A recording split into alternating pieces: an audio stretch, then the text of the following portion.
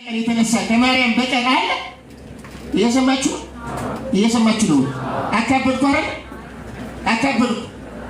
ስለ ማርያም ታካብዳላችሁ ልትሉ ነው። አካብጃለሁ። በሶስተኛ ቀን ተነስታለች አልተነሳችም? ማነው ይሄን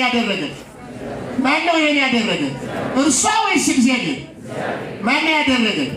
በአንተ ጭንቅላት ያለ አይ የጎሰቆለ ስለለበሰች እመቤታችን በስብሳ በኋላ ዳግም ምጽአት ኤክሴፕሽናሊቲ ነው። አይ ሞተች እኮ ስጋዋ ግን አልበሰበሰም።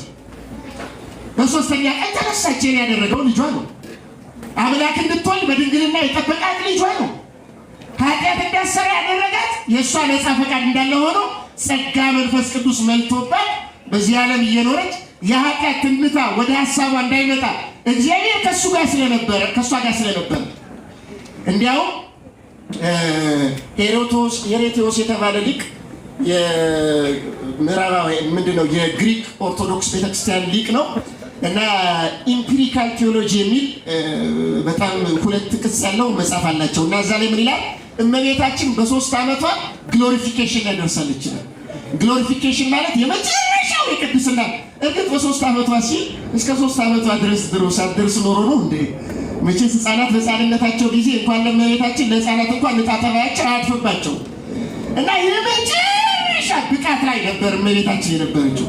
ስለዚህ የእመቤታችንን ረፋ ስናስብ አሁን በገለጽኩት መንገድ እናስብ ለማለት